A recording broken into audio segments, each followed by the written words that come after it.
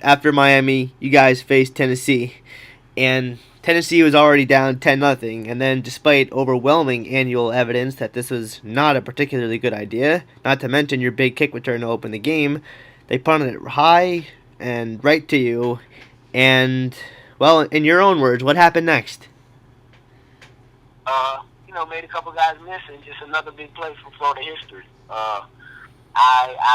Looking back on the play, I didn't know my teammate quit. Q Hancock was chasing me down. He actually ran into his teammate trying to tackle me.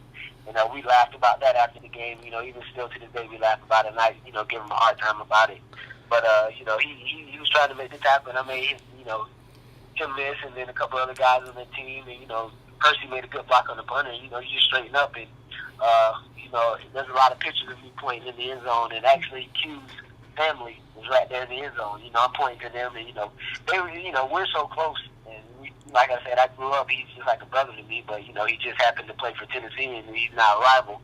But we're so close with this. I'm so close with this family that when I point at him, they're so excited. His whole family's dressed in Tennessee gear, but they're standing up cheering for me because I just scored and made a big play.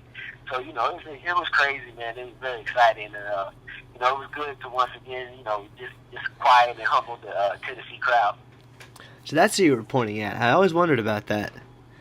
Yeah, that was his family. A lot of his family.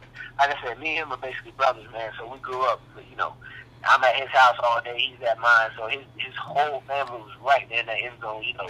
Right in that particular area where I scored. So I was pointing at them and just messing with them and talking with them. Well, after that, it was pretty much lights out for Tennessee. I mean, they couldn't hang on to the ball, and they kept driving down, but then they just kept fumbling, or Jonathan Crompton threw a pick in the end zone, and Florida just wound up demolishing Tennessee again. And that makes 3 straight games against Tennessee and 3 straight wins. What's that like for you? You've beaten Tennessee 3 straight times. And it's a feeling that it's going to go down with you forever. And, it's something that's very special to me. I hold on to it and, cherish it forever just because, that's one of the bigger rivals in Florida history. And, me, myself being able to leave a mark throughout each game and, having my own, different play throughout each game that kind of help, swing the momentum and swing the tide in each game is very exciting. It's very humbling for me. Well, in the next game, the Gators played Ole Miss. And like the year before, Florida didn't seem to be playing as well as they could. But unlike the year before, they didn't escape. This was, your first loss of the season, so it didn't exactly kill you at the time. A lot of time to undo the damage, but it also seemed as if some of the players thought it did. I mean, in the post-game locker room, Tim Tebow went and he gave a speech for the ages. A lot of players looking as if the season was over. To you, how much do you think that this loss proved to be, the turning point of the season? I think it was a big turning point. I think it was probably the most pivotal loss in my career that kind of put the stamp on, my career and the rest of my teammates' career, because like I previously said about my sophomore year, we were young that year, so we didn't know how to handle those adverse situations. So now you're a junior, you're a leader, you're having the success, and now here comes adversity again. So now how are you going to handle it? And that was the first time we had been hit with it that year, and, it was good to see how guys handle it. A lot of people and a lot of, media uses that speech and thinks, and tries to, pinpoint it and say, oh, that was the reason, that's what turned that season around. And it wasn't that, I think he did a great job of, just stating how he felt, and, kind of speaking up for the team. But as a whole, everyone felt that way. If you would have brought every guy on that podium after that game, a lot of guys felt that way. But he was the guy to say it and speak it out into existence that way. But as a whole, everyone felt that way. And we're just excited to get back on the field the next couple of weeks to prove we're the best team in the nation. Well, back to what actually happened in the game. Florida was doing stuff that they just never did. I mean, they were fumbling. They on defense they busted a lot of big coverages, and it almost kind of looked like the year before. Did it seem to you that at the time that, oh no, here we go again, or were you confident that you guys are going to be able to turn it all around? I mean, it's confidence.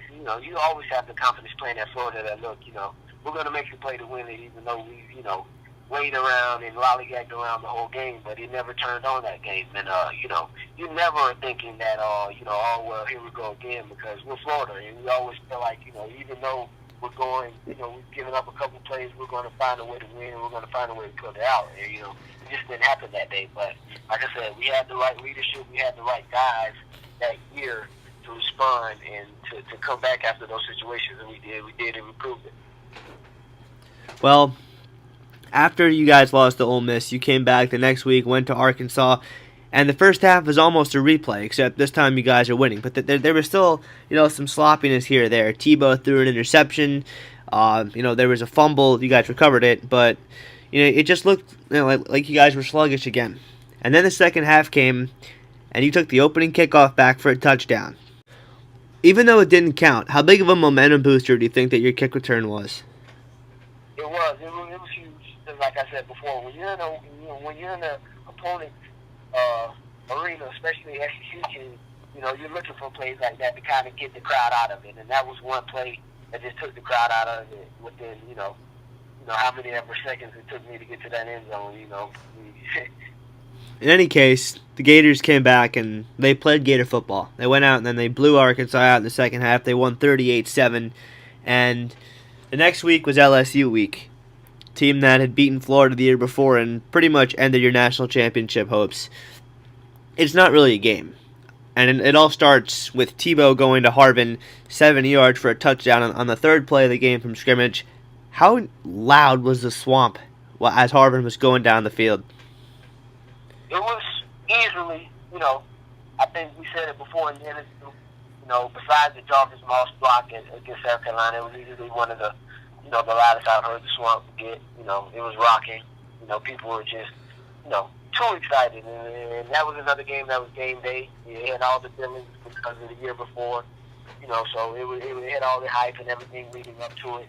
And so we're ready to play. And once, he made that play, it was game on after that. And, we just poured it on after that pretty much. Well, game on and game over pretty much, because LSU, they did cut it to 6 at one point, but Florida easily responded. Tebow just pitched it off to Demps, and he goes 45 yards for a touchdown. The crowd was incredibly loud again after that.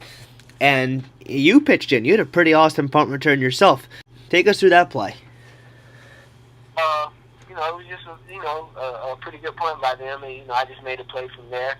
Didn't get to the end zone because I was having to make too many guys miss. Whenever you're making guys miss and you're trying to make that big play, you kind of not thinking of there's actually guys chasing you, and you don't have time to dance around all day, and that's what kind of hindered me from getting to the end zone. But it put us in great field position, and I'm pretty sure we went down and scored again, if not got 3 points. So it was a great play, great momentum booster for us, and whatever.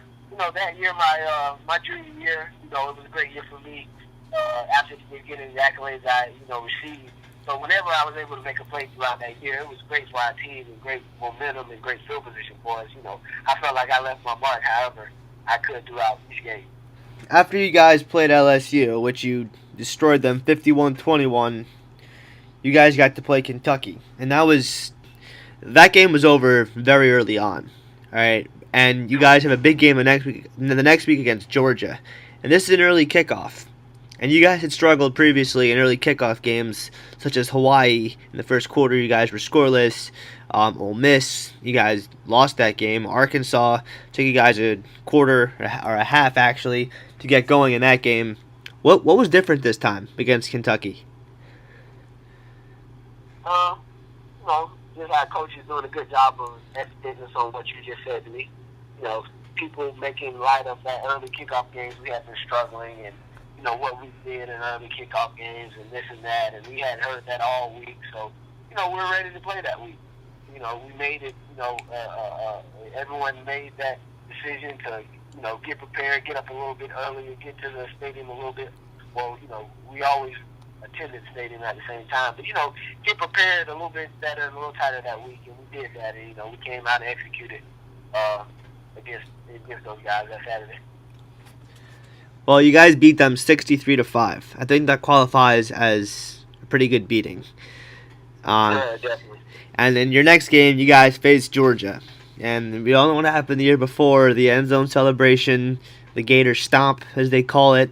I think it's fair to say that this game was circled on all your calendars. How did you guys prepare for this game? You know, we prepared like we had did all year, but it was just a different game because of all the things we had did throughout the summer. And you know, everything throughout the summer was predicated on LSU and Georgia beating those two teams because of what they had did to us and what they had took away from us the year before. So it was very personal leading to that game, and we just wanted, like they did before, to kind of embarrass and, you know, take away any BCS bowl aspirations we had. We tried to come in and do the same thing, and I think that's what we did a good job of doing. At what point did it seem like we got this, it's over? Because it was a close game for a while. What was the play of the game to you? I mean, easily, even though it was early in the game, when Spikes hit Marino, I knew from that point that it was going to be a long day for those guys. Just to see how they responded, just to see how the rest of their team reacted. I can't, you know, quite compare it to when everyone on their team ran on the field and jumped around and danced. But as far as the intimidating factor, you know, because when they were dancing around, it didn't intimidate us. It just pissed us off. So when Spikes hit him in that moment, you know, as far as an intimidating factor and the way it changed momentum, I think at that time I knew that, you know, it was going to be a long day for them. We were going to win. It was just how we were going to win from then on. And it turned out that you guys did get things going again in the second half. You picked off Matt Stafford several times. There's a fumble that Marino had that Teron Sanders picked up. He juked Matt Stafford out of his shoes. Lewis Murphy, Percy Harvin, bust coverage. Tebow hits them for big touchdowns. Tebow runs in for a few touchdowns. It just seemed like this was Florida's day. And you guys were absolutely destroying them. And it's 49-10. And then there's about a minute to go. And, well, through your eyes, what happened next? You know, I didn't really have an opinion of it at the time. You know, throughout the game, actually looking back on it, I can't even remember the timeout happening and actually having an opinion on it. Like you know how if you know something's going on, you're laughing or you're drawing your own opinion from it. I can't really remember being in the game and thinking, oh, he just called a timeout, that's a big deal. So, but looking back on it, you know, I think, you know, it's just something of, you know, a little bit of gamesmanship, and it's, you know, Coach Meyer to a T. You know, he's the type of guy where, you know, you try to embarrass him and try to, you know, make him look bad in situations. You know, he's going to get back at you, but in the right manner, in the right fashion. And he had his own way of doing it that year. And then the second time out, you know, everyone starts, you know, pouring on him saying, okay, that's classless, Meyer's a bad guy, that's mean, that's ruthless. And then people just forget what happened the year before. You know, Georgia fans are saying stuff like, well, you know, we did the celebration early in the game. You know, you guys had a chance to do something about it. You know, so we weren't classless, but you guys called timeouts when the game was over. So that's like you were kicking us when we were down. So you guys are jerks and we're not. But, you know, do you think that's why Meyer called the timeout, or do you think it was just to celebrate, you know, the big win, or do you think it was a combination of both? You know, yeah, I'm not in his head, so I don't know the exact reason he did it. You know, looking at it, I can draw my own opinions of it and think, you know, he did it because of the year before and stuff like that. But, you know, everyone's entitled to their own opinion. So people are going to look at that moment and say, you know, oh, the year before is not as big as him, you know, calling timeouts because of this and because of that. But we felt like we were embarrassed. You as a coach, we felt like a coach never should encourage a team to do something that he did the year before. So whatever we decided to do the next year, or whatever happened that next year, it was going to be in retaliation from that year before. I mean, no one can lie and say it wasn't going to be. So, you know, the things that happened in that game, the way we played, the passion we came into that game with, it was all contributed to what they had did the year before and the way we felt we were embarrassed.